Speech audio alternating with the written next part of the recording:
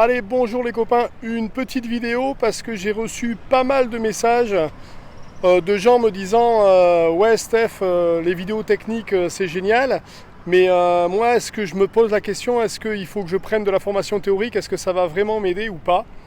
Est-ce qu'il vaudrait mieux pas que j'aille faire un stage de voile, quelque chose comme ça? Donc c'est une question qu'on peut se poser effectivement, et dans tous les cas c'est bien de faire un stage de voile. La question des vidéos techniques, je vais prendre un rapport qui est assez simple. J'étais dans le parachutisme pendant des années. Si je te mets un parachute sur le dos et que je t'explique pas la théorie et que je te lâche d'un avion, on connaît le résultat, il y a un beefsteak en bas. Jamais tu vas réussir à chuter, ouvrir ton parachute dans les bonnes conditions et te poser avec une voile. C'est impossible. Bon, mais en bateau, c'est un petit peu la même. C'est-à-dire que si ton truc, c'est de être dans une marina et faire des apéritifs, génial, oublie tes vidéos techniques.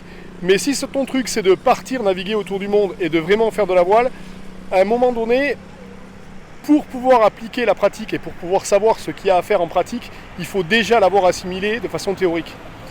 Et cette assimilation théorique, elle ne se fait uniquement qu'à un moment donné en traitant les sujets.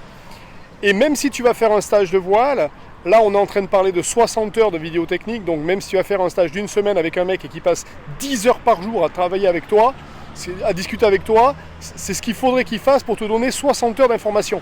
Ce qu'il ne fera jamais. Donc quand tu vas faire un stage, vous discutez un petit peu, il répond à quelques-unes de tes questions, mais vous êtes 4 ou 5 sur le bateau, et en fait tu n'as jamais l'ensemble des questions que tu peux te poser.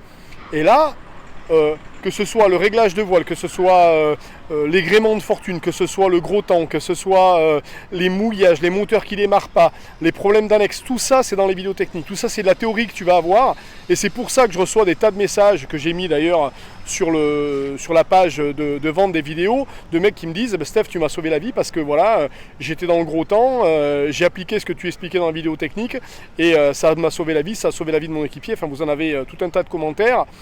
Et donc oui, il est important de faire de la pratique et c'est inévitable, tu ne vas pas apprendre du bateau uniquement en regardant mes vidéos, il faudra combiner les deux. Mais si tu comptes uniquement apprendre le bateau sans connaître la théorie, sans jamais en faire, juste en faisant comme on apprend du vélo, tu montes dessus, tu t'en vas et puis un jour tu sauras en faire, ça ne marche pas. Avec la voile, ça ne marche pas, le parachutisme, ça ne marche pas. C'est des sports qui sont trop compliqués. Donc voilà, donc à un moment donné, il faudra que tu aies un panel théorique, que ce soit la météo, que ce soit la planification, etc. Donc oui, ces vidéos techniques, elles vont être utiles. Je ne sais pas quoi vous dire de plus. J'aime pas trop faire des vidéos comme ça parce que ça fait un peu pushy, mais c'est pas pushy. Voilà, je réponds vraiment à vos questions et c'est inévitable que vous fassiez de la théorie si vous voulez un jour partir en bateau. C'est inévitable. Il faut que toutes ces questions-là, que ce soit les pompes de cale, que ce soit tout ce que tu veux, il faut que tu le saches avant de partir. Sinon, bon courage. Tu vas finir comme pas mal de gens font, ils achètent un bateau, puis au bout d'un moment, ils ont tellement d'emmerdes, et ils ne savent pas comment les gérer, et puis il y a tellement à savoir. Parce que là, ce qu'il y a, c'est 10 ans d'expérience raccourcis dans des vidéos. Et encore, j'ai fait raccourci, ça fait quand même 60 heures, 70 heures maintenant avec ce qu'il y a dedans.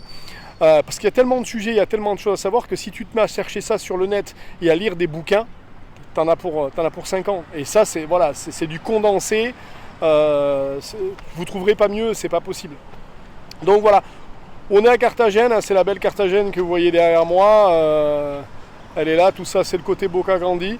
Bon, apparemment pas d'ouverture de la navigation actuellement, puis apparemment on a le président des États-Unis qui est malade, donc ça met pas du mon cœur partout.